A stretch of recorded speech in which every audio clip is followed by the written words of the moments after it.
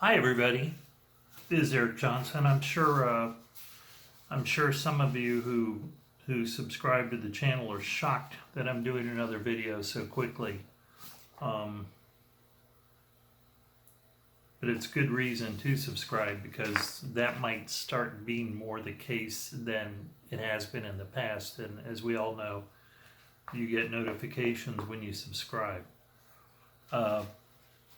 The reason that I'm responding so quickly after my last series is because the series evoked a lot of comment, some emails, some private messages, and I wanted to address some of that to set the record straight about my point of view on this, but also to bring up something that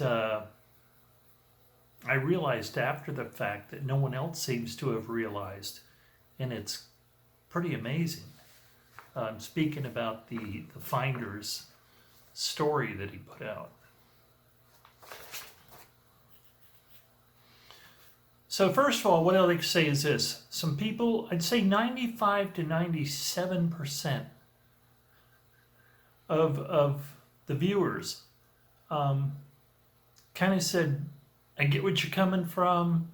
I'll say, so I'd like to say probably 95% of the viewers either commiserated with me in being irritated or acknowledged it without having any negative response. About 5% were bothered by me, and they thought that I was anti-Fenn, or a couple of people thought that I was angry or irritated. Irrited's really the word, people. Bothered, irrited's really. I'm not losing any sleep over this. Okay, let's make that clear. But some people said, "Oh, you must be angry because you didn't find the treasure." Folks, I'm way past not finding the treasure. I got over that back when the photos first came out and I saw it. And at first some people said, oh, some of the photos are old and they're not new. And I went back and then I said, oh, I think they are new though, even though at first I wondered about that. And then I just said, it's retrieved. I mean, as far as I'm concerned, it got retrieved way back when. And the photos came out in June. And that's when I kind of said, okay, I didn't get it, and it's not out there anymore, and that's the end of that. And someone said I have, and this was really showed them to not really, they're kind of confused. They seem to think I had something against the Fenn family. I don't even think the Fenn family necessarily knows what's going on. I certainly don't think Peggy does. I don't think the daughters do. I have nothing but best wishes for the Fenn family. And the Fenn family, I believe, in the end, I certainly have heard this from people about Peggy. They were sick of it. Why wouldn't they be? They were sick of the chase. They are sick of the chase. Wouldn't you be? No. My irritation, my frustration exists for one reason that about 95%, I'd say 95% of the viewers seem to get. It's because I feel manipulated. I feel lied to. I feel like the end of the chase has been controlled. And I feel like it started back in January of 2020 when Fenn said there was an S corporation, that there was a legal shield that now applied to the treasure, which opened up all sorts of possibilities. And people discussed it back and forth on the blogs and the vlogs. What does this mean? But the general consensus was, oh, look, after 10 years, we now find out in 2020 that the treasure is incorporated. It's shielded. Lawsuits may prevent personal liability on the part of people like Fenn himself. Does that have something to do with the fact that he was being sued? Could be. But my initial response which I said it more than once back at that time, was, wow, I almost wonder if Fenn thinks the treasure's about to be found. And my thought was that possibly he is telling the finder, whoever that person was going to be, that, oh, you're going to have some legal issues to deal with when you get your hands on the treasure chest. It's just not going to be you go find the treasure chest, you keep it under your bed after 30 years, or after 30, feels like 30 years lately, doesn't it, about the chase? After 30 days, you contact me, and I'm just going to gift it to you, and we're all just going to be happy and do a dance. You know what I mean? No, it's going to be real life, big time lawyers, legal issues, etc. Okay. That was the first thing that got me going on this concept that all is not what it appears to be. Then, of course, on June 6th, we find out through Fenn, not a finder, we find out that the treasure has been supposedly found. Not going to tell you where, not going to tell you anything about it. And the drum beat starts. We want answers. We don't believe it was even found. Boom! 10 days later, the photos appear. Here are some photos, right? To show Fenn with the treasure. We want to know what state. The drum beat. Okay, we've seen some photos. Most people believe they're true. Now we want to know at least the state. Oh, Fenn says. The finder has agreed with me we should tell you what state. It was in Wyoming. Okay, great. 3 months later, Fenn dies. Shock of all shocks. Sad to be sure. I'm not glad Fenn died. Nobody really said that in the responses to this last series. Nobody said that I thought that. But there was this very, very small contingent that seemed to think I was anti-Fenn and that I shouldn't criticize him. One guy said, "Oh, so now that he's dead, I guess you can criticize him." Folks, if we didn't look into people after they died and criticize them or investigate them, we wouldn't have history. Because all history is a constant unveiling of people and events from the past, right? I mean, you just don't stop investigating people when they die. So, where is this irritation coming from? Not from not finding the treasure. Not from any dislike of the family of Forrest Fenn. My irritation is that I feel the end of the chase was contrived, manipulated, controlled. Okay? Starting in January, all the way up to the point when it was, quote, found, all the way up to now. Now, as to what's going on with this finder in his article, I realized something that kind of shocked me when I realized it. So I thought I'd share it with you guys. It's going to be a very short video. I hope it's just a one-parter. It should be just a one-parter.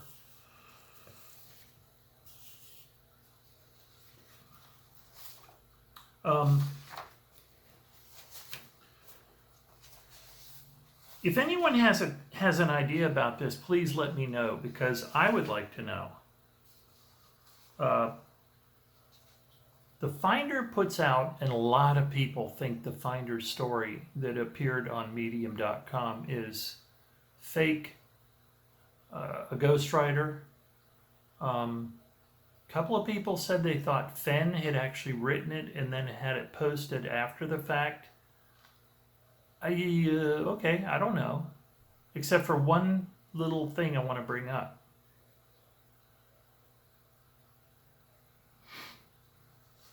You guys can think about this and tell me what you think, but I find it pretty damn strange, and I find it to be one of those things that Fenn used to tell us to look out for. Notice things that are anomalous, one of a kind, don't fit, misspellings, misremembrances, facts that don't jive with what we really know. For Fenn, it was a way of alerting you to something going on. So for this to happen with the Finder's story makes it even stranger, right? Because Fenn, of course, is gone.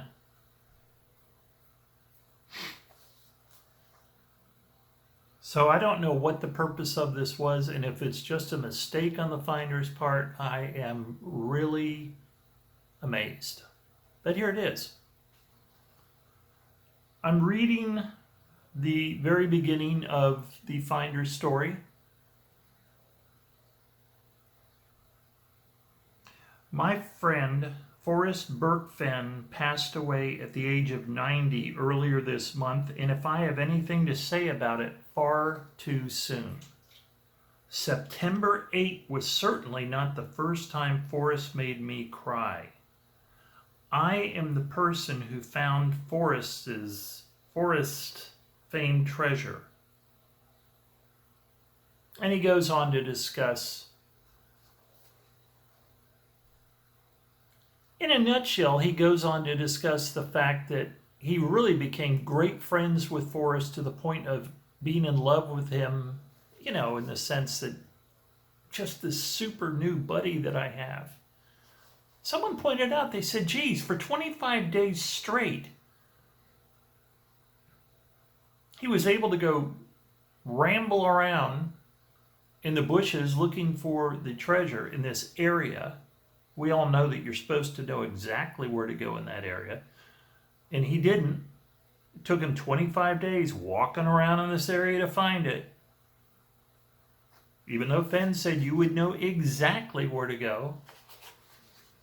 But he was able to spend 25 days straight doing that. And then after he finds a treasure, well, apparently there was a lot of time in between him seeing Forrest Fenn. We don't know why.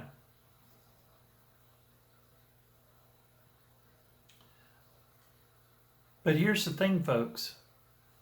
When he says September 8th was certainly not the first time Forrest made me cry, I assumed he was talking about the day Forrest Fenn died. I think most people did. Problem is, Forrest Fenn died on September 7th, Labor Day. And I will show you the police report to show you that. This really isn't even news. I mentioned in my last series that Forrest Fenn died on Labor Day. I think one person contacted me in a comment and said, well, Labor Day was September 7th, and that went right over my head, even though I'd probably just quoted the September 8th comment. And then it must have bounced around in there for a while, because suddenly when I got up this morning, the first thought I had was, wait a minute. Why is he saying September 8th was certainly not the first time Forrest made me cry? Why is he talking about September 8th? I think most of us just assumed he was talking about the day Forrest died. But Forrest didn't die on September 8th. Forrest died on September 7th. Something to think about. More of the mystery. Here's what someone said, which hit perfectly upon in a comment. I get wonderful comments from you guys. Very smart people watching my channel, I'm convinced. You know, years and years and years ago, I had a MySpace channel. And it was so funny because even though it was completely different and I was posting videos and I was posting, you know, music, and we were having little conversations. One time this person, they wrote in, every time I come to this page, I feel like I'm on, what did she say? She said, every time I come to this page, I feel like I'm in the intellectual corner, which I thought was pretty cool. Bright people watching this channel. But someone said the whole point of this article by the Finder, and we have the quote by Douglas Preston that I'll put up again, where he says, support other authors of fiction as well as the Finder. This person said this article is being put out to make way for the treasure being sold. I believe that. And I think it's very interesting that the Finder is doing, by his own admission, her own admission, their own admission, if it's a group of people that found it. They say they're doing exactly what Fenn wanted. What are the odds? And most people, they figure, well, Fenn probably wants it for his legacy to be sold to a museum, like the Buffalo Bill Museum in Cody. Perfect for Fenn, who's now gone. Wow, how did that work out so well? So the treasure's out there for 10 years. I believe it was out there. And then Fenn announces in January, oh, by the way, just so I'd let you all know that there's a legal shield corporation that's guarding the treasure, if you will, for any of you that are interested. And then, oh, look, it's been found. And then Fenn dies 3 months later after it's found on a Labor Day, the 7th, not the 8th of September.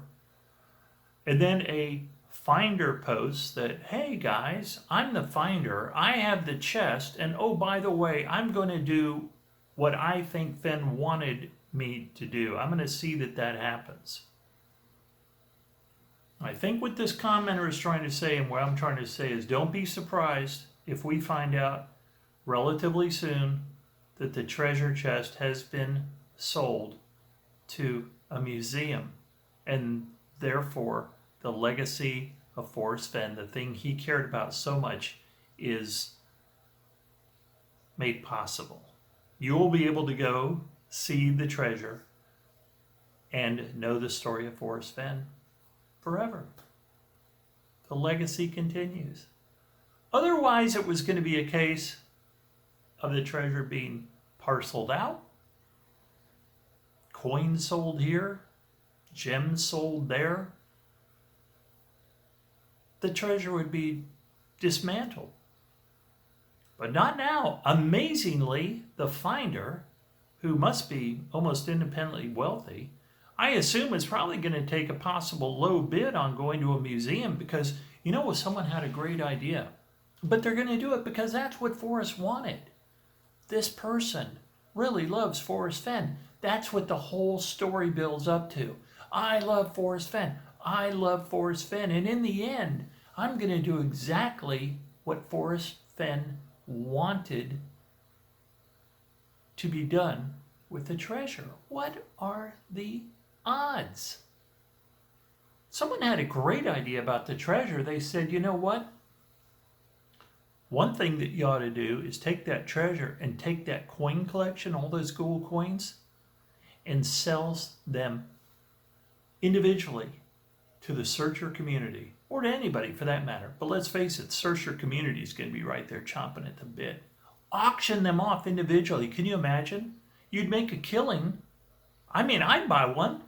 I'm not going to sit there and spend my life savings on one, but I mean, you know, if it was reasonable, I'd probably buy one of those coins. You could possibly find one of these incredibly wealthy people in, you know, remember the Japanese guy who bought some of the Beatles stuff? And I mean, just bought way overpaid for stuff just because it was memorabilia. Well, this treasure, who knows what someone around the world, Saudi Arabia, maybe here in this country, Japan, these collectors, what they might, but no, he's going to do the right thing to find her. He's going to sell it, or he's going to do what Fenn wanted done with the treasure, which a lot of people think is have it in a museum.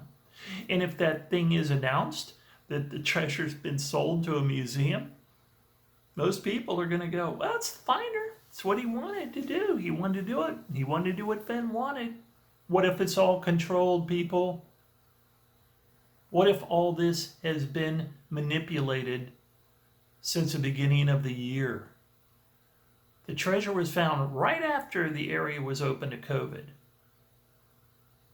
People could have been sent out right after the area was open to COVID and retrieved it. Now, I'm going to leave it on that note. And for you people out there that say, you know what, Eric, this is conspiracy thinking. I've said it before and I'll say it again, folks. A lot of our history is conspiracy. Yesterday's conspiracies are today historical facts, right? All sorts of things have been planned behind the scenes. That's history. But for you people that say, Eric, boy, if this turns out to be the real finder, or if there is another finder and it was really found, blah, blah, blah, you're going to have to eat crow or whatever I say. Bring it on. I have no problem with that. I just want to know the truth. And believe me, the vast majority of people that have commented or written me privately have said, I understand where you're coming from. We want to know the truth about what's going on. That's all. If there's a finder, great. I want to know the location, especially.